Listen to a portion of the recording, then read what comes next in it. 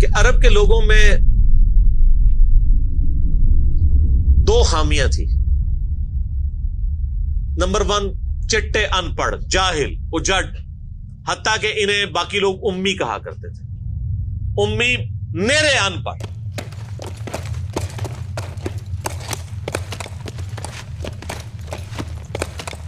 دوسری خامی تھی کہ یہ لوگ آپس میں لڑتے رہتے تھے، خاندانوں کے خاندان ختم ہو جاتے تھے. پانی پینے پلانے کے اوپر جھگڑا ہوا ہے تو 10 سال لڑائی ہو رہی ہے. یہ دو خامیاں تھیں. نمبر 1 چٹے ان پڑھ، نمبر 2 لڑاکو لیکن آپس میں. لیکن دو خوبیاں بھی تھیں. ایک خوبی یہ تھی کہ یہ ٹف ماحول کے عادی تھے، ریگستان کے رہنے والے، گرمیوں میں یعنی اتنے مشکل سفر کرنے والے، اونٹ کے اوپر مہینوں کے سفر، تھوڑا سا ساز و سامان کے ساتھ. اور دوسری خوبی یہ تھی کہ یہ جب کسی کو زبان دے دیتے تھے نا، پھر گردن ہی کٹتی تھی، پیچھے نہیں ہٹتے تھے، چاہے کسی دشمن کو بھی زبان دی ہے. اللہ نے ان کی یہ دو خوبیاں یوٹیلائز کر لی کہ زبان دی اللہ کے نبی علیہ السلام کو، انہوں نے جس نے دی، پھر گردن ہی کٹی ہے. اور دوسری خوبی کہ وہ ٹف ماحول کے عادی تھے لیکن لڑتے آپس میں تھے. اللہ تعالیٰ نے ان کی خامی کیسے پوری کی کہ ان کو ایک لیڈر ایسا دے دیا جس نے سارے قبائل کو ایک جھنڈے کے نیچے جمع کر دیا، اور جہالت کے لیے دور کرنے کے لیے ان کو ان کی زبان میں کتاب دے دی. اب جس نے سورہ بقرہ، سورہ نساء، سورہ مائدہ حفظ کی ہوئی ہے، اس کے سامنے کوئی کرسچن کا پادری، کیا یہودیوں کا پادری وہ بیٹھ سکتا تھا؟ جتنے ان کے دلائل تھے انہوں نے وہ زبانی یاد کیے ہوئے تھے. تو وہ لوگ جو اپنے آپ کو سمجھتے تھے کہ ہم بڑے علامہ ہیں اور یہ امی ہیں، ان امیوں نے ان کو علم میں بھی الٹ کے رکھ دیا صرف ایک قرآن کی وجہ سے. اور اللہ نے لیڈر دیا، سارے عرب قبائل جمع ہوئے. وہ عربی جو آپس میں لڑتے تھے انہوں نے کبھی یہ سوچا بھی نہیں تھا کہ اگر ہم ایک جھنڈے کے نیچے جمع ہو جائیں تو ہم دنیا کی سپر پاورز کو الٹ سکتے ہیں، رومن اور پرشین امپائر کو. اور دیکھیں سر پھر کیسے الٹا ہے انہوں نے. ود ان 17 ایئرز ہر چیز اڑا کے رکھ دی ہے. صدیوں کی سلطنتیں، لاکھوں کی ریزروڈ آرمیز رومن اور پرشینز کی پوری دنیا پہ حکومتیں کر رہی ہیں، جدید اسلحہ ہے. اور ادھر یہ بدو ہیں جن کے پاس اونٹ ہیں، گھوڑے ہیں، تلواریں ہیں. نہ منجنیق انہوں نے کبھی دیکھی، نہ ان کے پاس اس طرح کے ہاتھی بڑے بڑے جو پرشینز کے پاس تھے. بس چل پڑے، کلمہ پڑے اور نکل کھڑے ہوئے. پھر دنیا نے دیکھا کہ ہر چیز کو الٹ کے رکھ دیا، انہی کے اسلحے ان سے چھین کے انہی کو الٹ دیا.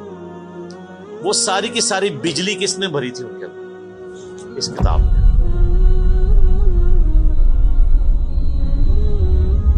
یہ کتاب تھی. کتاب پڑھتے تھے، ایمان تازہ کرتے تھے. جہاد کا کیوں ذکر ہے اتنا قرآن کے اندر؟ کیونکہ اللہ نے ایک ایسی امت اٹھانی تھی جس نے تلوار کے زور پہ اکھاڑنا تھا رومن اور پرشین. ہم مانتے ہیں کہ اسلام تلوار کے زور پہ پھیلا ہے، لیکن یہ تصویر کا ایک رخ ہے. تصویر کا دوسرا رخ یہ ہے کہ جو بدماش صدیوں سے دنیا پہ حکمران تھے اور لوگوں کی رعایا کا استحصال کر رہے تھے، اپنی رعایا کا، ان پہ انہوں نے اتنے ٹیکسز لگائے ہوئے تھے. ان کو اکھاڑنے کے لیے کیا میٹھی میٹھی باتیں چاہیے تھی؟ طارق جمیل صاحب کے لیکچرز نے رومن اور پرشین امپائر اکھاڑنی تھی. یہ تو ان لوگوں کے لیے جو مسلمان ہو چکے ہیں. بدماش کب اپنی پوسٹ چھوڑتے ہیں؟ ان کو پھر اسلحے کے زور پہ ہی اکھاڑنا تھا. اور پھر اللہ نے صحابہ کرام کی تلواریں مسلط کی ان کے اوپر. جب اکھاڑ دی، فریڈم آف ایکسپریشن مل گیا، پھر معاملات سیدھے ہو گئے. اس زمانے میں بادشاہ کا دین رعایا کا دین ہوتا تھا. اگر کوئی رعایا کہے نا کہ میں بادشاہ کے دین سے الگ ہوتا ہوں، قتل ہو جاتا تھا. آپ پتہ عیسائیت کیسے پھیلی ہے؟ یہ تو سارے بت پرست تھے. کانسٹنٹائن 2 جس کے نام پہ قسطنطنیہ شہر تھا جو بعد میں مسلمانوں نے فتح کیا، سلطان محمد فاتح نے، ٹرکی والوں نے اس پہ ایک فلم بھی بنائی ہے، اردو ڈبنگ کے ساتھ ہے، ایک ہی نشست میں آپ دیکھ سکتے ہیں 2.5-3 گھنٹے کی. جو فلمیں دیکھتے ہیں ان کے لیے، مولویوں کے لیے نہیں. تو اس نے وہ قسطنطنیہ فتح کیا، پھر اس کا نام استنبول رکھ دیا. وہ کانسٹنٹائن 2 جو تھا وہ کرسچن ہو گیا تھا. چونکہ وہ کرسچن ہوا تو پوری رعایا 3 براعظموں میں پھیلی ہوئی وہ کرسچن ہو گئی. ایسے کرسچینٹی پھیلی ہے. تو رعایا کو وہی دین رکھنا ہوتا تھا جو حکمران کا ہے. پہلے حکمران بت پرست تھا، عیسائیوں پہ ظلم ہوتے تھے. بعد میں جب حکمران ہی مسلمان ہو گیا، اس زمانے ظاہر عیسائیت اسلام کا ہی نام تھا، تو سارے پیچھے اس امام کے. یہ بڑا خطرناک معاملہ تھا. دوسری طرف پرشین جو ہیں وہ آتش پرست تھے، ان کے نیچے آتش پرستی کا دین چل رہا تھا. تو یہ پھر ضرورت تھی کہ فریڈم آف ایکسپریشن دیا جاتا. اسلام نے تلوار کے زور پہ ان کو اکھاڑا، ان کی بدماشیاں ختم کی، اور ایسی ختم ہوئی کہ بخاری مسلم کی حدیث ہے، نبی علیہ السلام نے فرمایا ان قریب کیسر ختم ہو جائے گا، پھر قیامت تک کوئی کیسر نہیں ہوگا.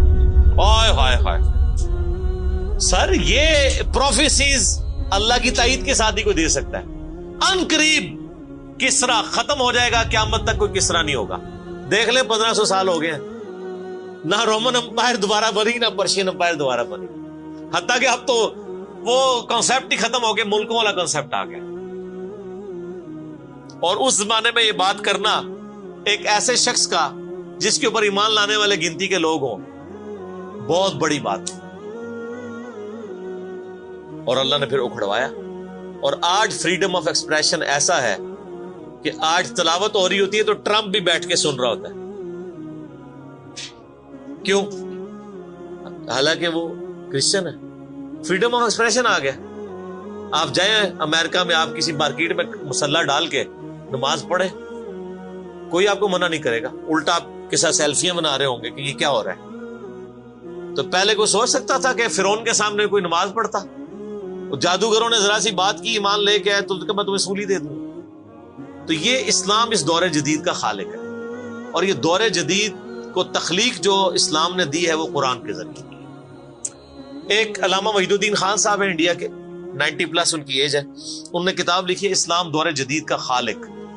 اسی ٹاپک کو ایڈریس کی، کمال کی کتاب ہے وہ، اور پڑھنے سے تعلق رکھتی ہے. آپ گوگل سے اس کا PDF بھی ڈاؤن لوڈ کر سکتے ہیں، چھوٹی سی کتاب ہے. تو انگلش میں بھی ایک کتاب لکھی ہے گاڈ ارائزز، خدا ابھرتا ہے. خدا پھر جو ابھرا ہے نا جی قرآن کے ذریعے. خدا کو تو خیر مخلوق کی ضرورت نہیں ہے، لیکن مخلوقات نے جو تماشا بنایا ہوا تھا نا، اس تماشے کو ہمیشہ کے لیے اللہ تعالیٰ نے اپنے پیغمبر امام اعظم سیدنا و مولانا محمد رسول اللہ صلی اللہ علیہ وآلہ وسلم کے ذریعے شرک کا خاتمہ کر کے قیامت تک کے لیے جو دین اسٹیبلش کیا اس کتاب کے ذریعے. اب یہ کتاب قیامت تک نبی علیہ السلام کا معجزہ ہے. یہ کتاب ہے سر جس نے دنیا پلٹ دی. اور یہ وہ کتاب ہے جو ہم صرف اپنی بچی کو جب رخصت کرنے لگتے ہیں نیچے سے گزارتے ہیں، ٹھیک ہے، اور چوم کے غلاف میں رکھ دیتے ہیں. اس سے زیادہ اس قرآن کو ہم کوئی اہمیت نہیں دیتے.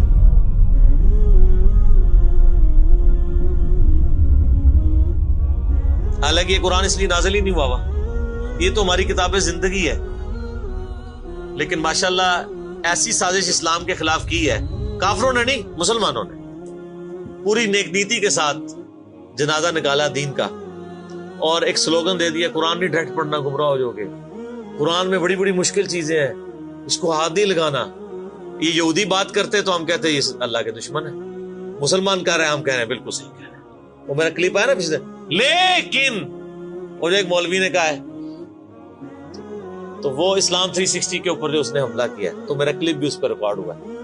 تو پہلے تو لوگ کہتے تھے یہ ہمیں باتیں کرتا ہے، اب تو ویڈیو میں لوگ ریکارڈ کرا رہے ہیں کہ جی قرآن ڈائریکٹ نہیں پڑھنا، آپ گمراہ ہو جائیں.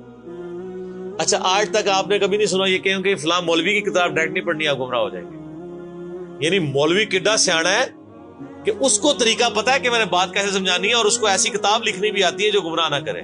اور اللہ کو ایسی کتاب نہیں دینی آئی کہ جو گمراہ ہونے سے بچا لے. قرآن میں کہاں ہے کہ یہ گمراہ کرتا ہے؟ وہ تو اللہ نے ٹانٹ کیا کہ جو قرآن پہ ایمان نہیں لاتے وہ گمراہ ہوتے ہیں. جو ایمان لے ہیں اور بات مان لیں وہ کیسے گمراہ ہوں گے؟ یہ تو تعریف کی ہے انہوں نے. تو اس کتاب نے جناب دنیا کی کایا کلب کی ہے، اور اس کا ٹیسٹ آپ تبھی فیل کر سکتے ہیں جب آپ عربی جانتے ہو تھوڑی بہت، یا پھر اگر آپ نے اردو میں ٹیسٹ لینا ہے تو آپ مولانا مودودی رحمہ اللہ کا ترجمہ پڑھیں، وہ اسی سوز و گداز کو ٹرانسلیٹ کرتا ہے اردو کے اندر۔ میں نے ابھی تک کسی اور بندے کے ترجمے کو نہیں دیکھا کہ جو ترجمے بڑے لوگوں نے کیا، مطلب بریلوی صاحب نے، شریف تھانوی صاحب نے، ان دونوں کے ترجمے تو ویسے ہی وقت کے ساتھ ختم ہو گئے اس لحاظ سے کہ اس میں تو کئی الفاظ جو ہیں وہ پرانی اردو کے ہیں، ہمارے نئے بچوں کو تو سمجھ نہیں آتی لکھا کیا ہوا ہے۔ ہم نے کئی سنگتیں ہلاک کر دی۔ سنگتیں پتہ کسے کہتے ہیں؟ نہیں پتا۔ کئی امتیں، انہوں نے امت کا ترجمہ سنگت کیا، اس زمانے میں وہ چلتا تھا، ٹھیک ہے۔ آج کل اگر آپ اعلیٰ حضرت کا یہ ترجمہ رکھیں تو لوگوں کو نہیں سمجھ آئے، لیکن مودودی صاحب نے چونکہ لیٹسٹ اردو میں ترجمہ کیا اور پھر وہ سوز و گداز ٹرانسفر کیا۔ میرا چیلنج، آپ کوئی قرآن کی صورت نکالیں اپنی مرضی کی، باقی ساروں کے ترجمے رکھیں، پھر مودودی صاحب کا بھی پڑھیں، تو آپ کو لگے گا کہ آپ کا دل تیزی سے دھڑکنا شروع ہو گیا ہے۔ الفاظ کے چناؤ، پھر اس میں جو ردم ہے، اور وہ انہوں نے تفہیم القرآن کے مقدمے میں لکھا ہے کہ میں نے دیکھا ہے کہ ہمارا نوجوان قرآن ترجمے سے لے کے بیٹھتا بھی ہے نا تو بور ہو جاتا ہے۔ تو ان کا میں نے سمجھا کہ کیوں ہوتا ہے بور، کیونکہ وہ تو پڑھ رہے تھے اردو میں، اللہ نے تو قرآن نازل کیا عربی میں، عربی اس نے سیکھنی کوئی نہیں ہے، اور اردو نے جو ترجمہ کیا ہوا ہے وہ انہوں نے ترجمہ کیا ہوا ہے ایز اے اسٹوری بک۔ یہ تو کتاب زندگی ہے، یہ تو زندہ کتاب ہے، بلکہ مسلمانوں کی زندگی کا سبب ہے۔ صحیح مسلم میں حدیث ہے، اللہ اس کتاب کی وجہ سے قوموں کو عروج دے گا، اور اس کتاب کی وجہ سے لوگوں کو، امتوں کو زوال دے گا، جس کو ڈاکٹر اقبال نے پھر شعر میں کہا، وہ زمانے میں معزز تھے مسلمان ہو کر، اور تم خار ہوئے تارک قرآن ہو کر۔ وہ زمانے میں معزز کون؟ صحابہ اہل بیت، تابعین تبع تابعین، اور تم خار ہوئے کون؟ اسی، اور صرف اسی نہیں، ساڑھے بزرگ بھی۔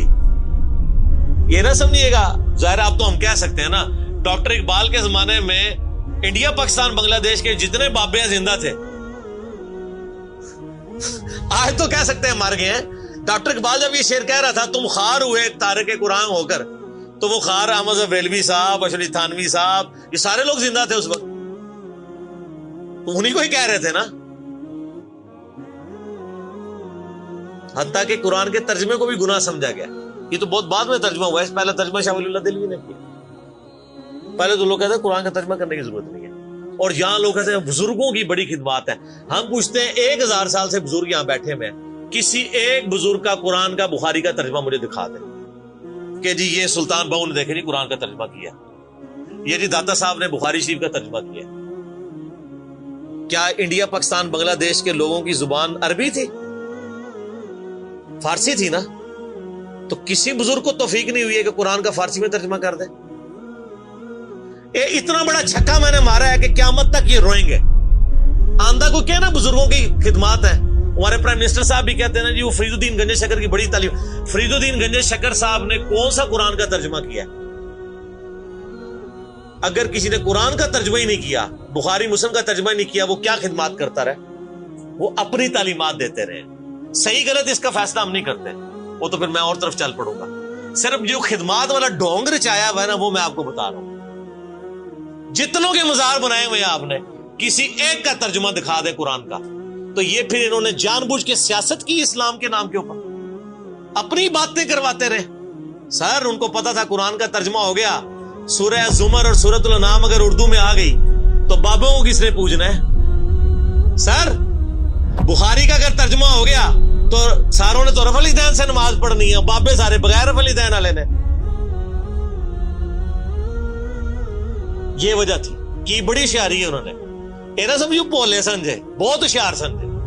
اور دیکھ لینا پھر اب رزلٹ سامنے آ گیا، جدھر ترجمے ہوئے ہیں وہ کہنا نہیں پیو دادے تے ایتھے ہاتھ بندہ سی، اے ایتھے بندہ ہے، تو رزلٹ نکل آیا نا۔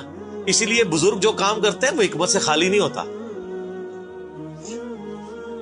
ہاں انہوں نے بڑی ہوشیاری دکھائی ہے آپ کے ساتھ، لیکن اللہ کا وعدہ ہے هو الذی ارسل رسولہ بالہدی ودین الحق لیظہرہ علی الدین کلہ۔ قرب قیامت سے پہلے دین کو غلبہ ملنا ہے، غلبہ بابوں کے ذریعے نہیں ملنا تھا، اسی کتاب سے، جس کتاب نے پہلے غلبہ دلایا۔ اب آج دیکھیں بچہ اینڈرائیڈ فون کھولے ہوئے ہے، کوئی آیت آتی ہے ترجمہ پڑھ لیتا ہے۔